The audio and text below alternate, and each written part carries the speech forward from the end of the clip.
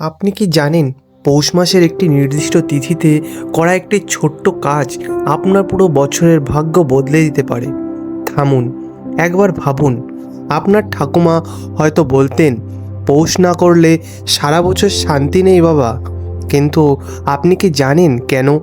কি এমন রহস্য লুকিয়ে আছে এই শীতের মাসে, যা শত শত বছর ধরে বাঙালির হৃদয়ে গেঁথে আছে?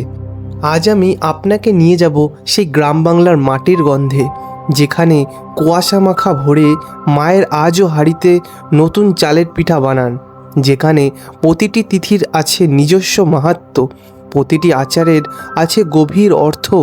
তো চলুন আজ জেনে নেওয়া যাক পৌষ পার্বণের সেই অজানা কাহিনী, যা আপনার শিকড়ের সাথে আপনাকে আবার যুক্ত করবে। পৌষ মাস শুধু একটা মাস নয়, এ যেন বাঙালির আত্মার এক অবিচ্ছেদ অংশ। বাংলার বর্ষপঞ্জির নবম মাসে পৌষ, ইংরেজি ক্যালেন্ডার ডিসেম্বর জানুয়ারি। শীতের তীব্রতম সময়, কুয়াশা ঢাকা ভোর, খেজুরের রসের গন্ধ আর নতুন ধানের সুবাস, এই হলো পৌষ। কিন্তু পৌষ মাস কেন এত বিশেষ? শাস্ত্রে বলা আছে, এই মাসেই সূর্য দক্ষিণায়ন থেকে উত্তরায়ণের যাত্রা শুরু করে। জ্যোতিষশাস্ত্র অনুযায়ী উত্তরায়ণ হলো দেবতাদের দিন আর দক্ষিণায়ন হলো রাত্রি।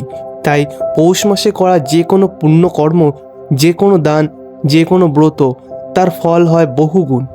মহাভারতের বিশ্বপিতামা উত্তরায়ণের জন্য অপেক্ষা করেছিলেন শরশয্যায় শুয়ে, কারণ তিনি জানতেন উত্তরায়ণের দেহত্যাগ করলে আত্মা পায় মুক্তি। এখন আপনি হয়তো ভাবছেন, এসব তো শাস্ত্রের কথা, বাস্তবে কি? বাস্তবে পৌষ মাস হলো ফসলের মাস।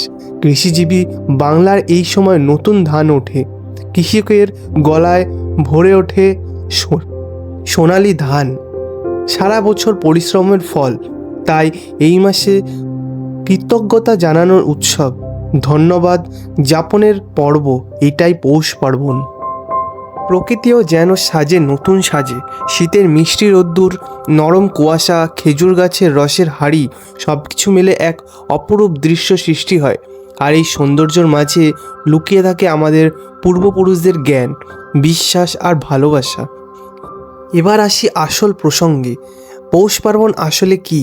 পার্বণ শব্দটির অর্থ পর্ব থেকে, যার অর্থ উৎসব বা বিশেষ দিন।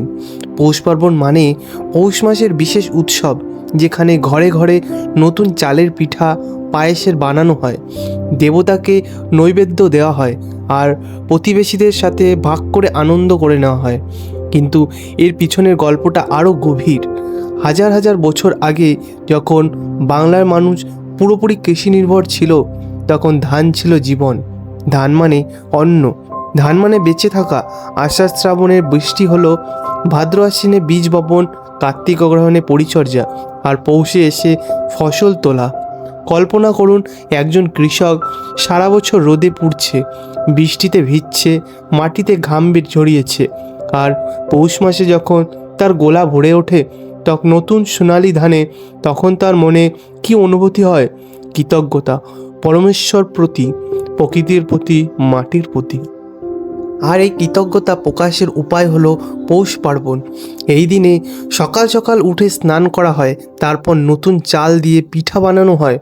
চিতি পিঠা, পাটিসাপটা, পুলি পিঠা, ভাপা পিঠা, সাথে খেজুরের গুড়, মিষ্টি রস। এই পিঠাগুলো প্রথম উৎসর্গ করা হয় দেবতাকে, তারপর বিতরণ করা হয় পরিবার, আত্মীয় স্বজন, এমনকি গরিব দুঃখীদের মধ্যেও। এখানে একটা গভীর দর্শন লুকিয়ে আছে। চাল মানে প্রাণ, দুধ মানে পবিত্রতা, গুঁড়ো মানে মিষ্টতা। এই তিনটি মিলে তৈরি হয় পিঠা, যা আসলে জীবনের প্রতীক। আর সেই জীবন ভাগ করে নেওয়া মানে ভালোবাসা বিতরণ করা। গ্রাম বাংলায় আজও দেখবেন পৌষ সংক্রান্তির দিন বাড়ির মহিলারা ভোর থেকে ব্যস্ত হয়ে পড়েন। হাঁড়ি চাপে পিঠে তৈরি হয়, ঘরে ঘরে ওঠে সুবাস, আর বিকেলে পাড়া প্রতিবেশী মিলে একসাথে বসে খাওয়া দাওয়া হয়। কোনো জাতপাত নেই, কোনো ভেদাভেদ নেই, শুধু আছে মিলনের আনন্দ। এটাই পৌষ পার্বণের আসল শিক্ষা, সবার সাথে ভাগ করে নেওয়া, কৃতজ্ঞ থাকা আর মিলেমিশে থাকা। এখন আসি সবচেয়ে গুরুত্বপূর্ণ অংশে, পৌষ পার্বণের তিথি ও নিয়মকানুন। অনেকেই জিজ্ঞাসা করেন পৌষ পার্বণ কবে হয়, কোন তিথিতে? উত্তর হলো পৌষ সংক্রান্তি, অর্থাৎ পৌষ মাসের শেষ দিন। বাংলা ক্যালেন্ডার অনুযায়ী পৌষ মাসের 30 তারিখ, যা ইংরেজি ক্যালেন্ডার সাধারণত 14 বা 15 জানুয়ারি। কিন্তু তিথি নিয়ে একটি বিষয় বুঝতে হবে। বাংলা পঞ্জিকার সৌর পদ্ধতিতে চলে আর হিন্দু পঞ্জিকায় চলে চান্দ্র সৌর পদ্ধতিতে। তাই এই তিথি প্রতি বছর একটু আলাদা হতে পারে। জ্যোতিষশাস্ত্রেও বলা হয়েছে সংক্রান্তির দিন সূর্য এক রাশি থেকে আরেক রাশিতে প্রবেশ করেন। পৌষ সংক্রান্তিতে সূর্য ধনুরাশি থেকে মকর রাশিতে প্রবেশ করেন, যাকে বলা হয় মকর সংক্রান্তি। এই দিনটি অত্যন্ত পবিত্র। কেন? কারণ এই দিন থেকে সূর্যের উত্তরায়ণ গতি শুরু হয়, দিন বড় হতে থাকে, রাত ছোট হয়, আলো বাড়ে, অন্ধকার কমে। এই রূপক অর্থ গভীর। জীবনে আলো আনা, অজ্ঞানতা দূর করা, জ্ঞানের পথে এগিয়ে যাওয়া। এবার জানি এই দিন কি করা উচিত। ভোরে স্নান করা।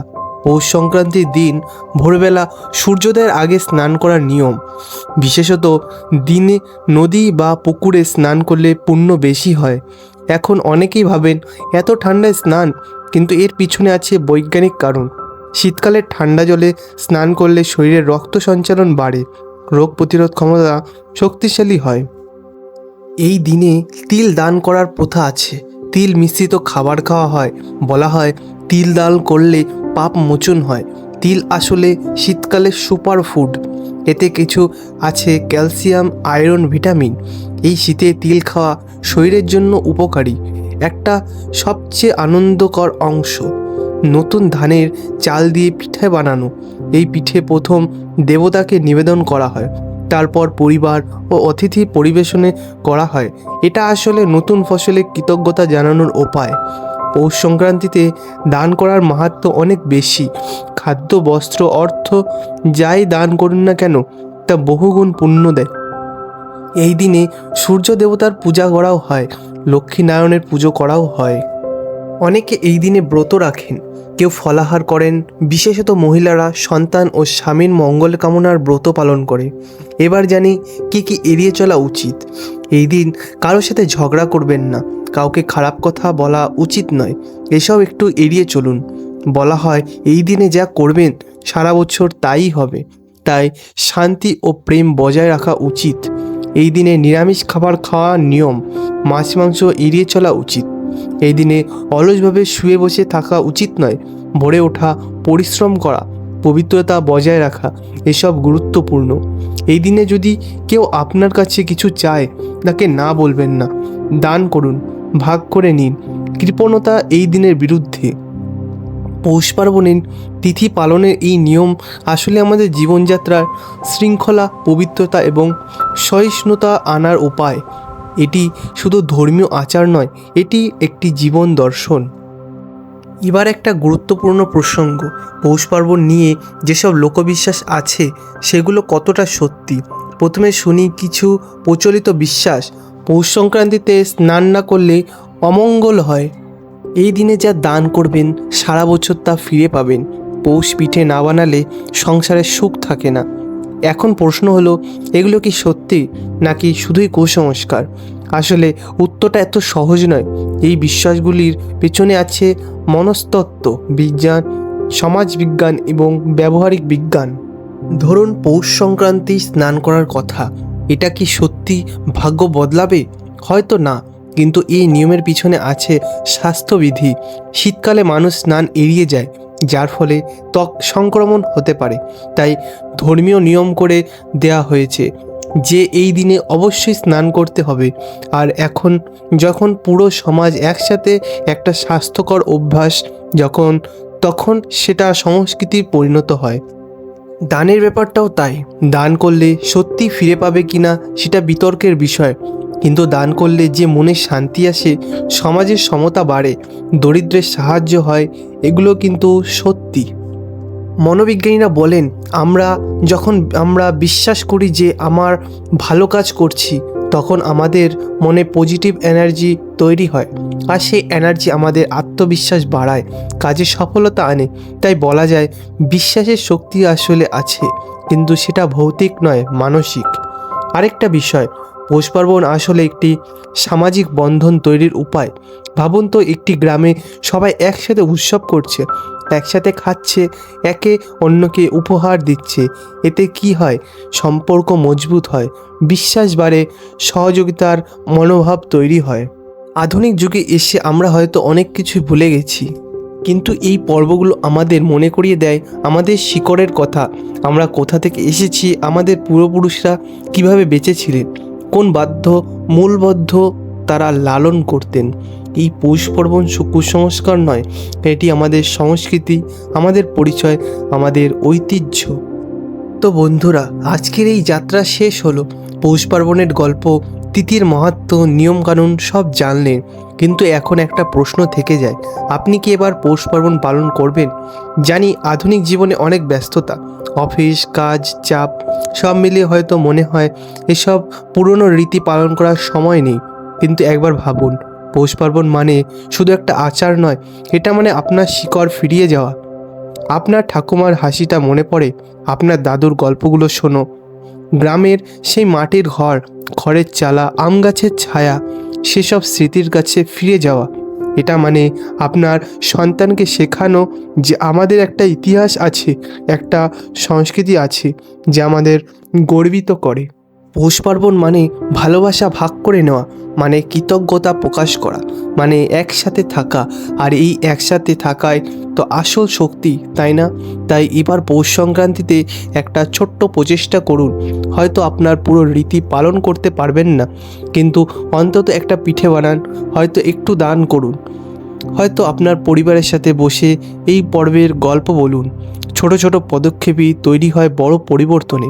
আর যদি আপনার এই ভিডিওটি কিছু নতুন জানতে পারেন, যদি আপনার মনে পৌষ পার্বণ পালন করার ইচ্ছে জাগে, তাহলে নিচে কমেন্টে জানান, লিখুন এবার আমি পৌষ পার্বণ পালন করব।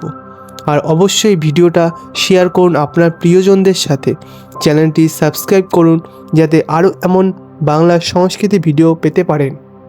মনে রাখবেন, আমরা যতই আধুনিক হই না কেন, আমাদের শিকড় কিন্তু এই মাটিতেই, এই বাংলার মাটিতে, যেখানে শত শত বছর ধরে আমাদের পূর্বপুরুষরা ভালোবাসা, বিশ্বাস আর ঐতিহ্য লালন করে গেছেন। পৌষ পার্বণ শুধু একটা দিন নয়, এটা একটা অনুভূতি, এটা একটা সংযোগ অতীত আর বর্তমানের মধ্যে, আপনার আর আপনার শিকড়ের মধ্যে। তো এবার পৌষ এলে ভুলবেন না, ভোরের কুয়াশা একটু দাঁড়ান, খেজুরের রসের গন্ধ নিন, একটা পিঠে বানান, একজন দরিদ্রর হাসান, আর মনে মনে বলুন, আমি আমার শিকড়কে ভুলিনি, আমি বাঙালি আর আমি গর্বিত। আজকের মতো এখানে শেষ করছি, আবার দেখা হবে নতুন কোনো বাংলা সাংস্কৃতিক গল্প নিয়ে। ততক্ষণের জন্য সুস্থ থাকুন, ভালো থাকুন আর নিজের শিকড় সাথে যুক্ত থাকুন।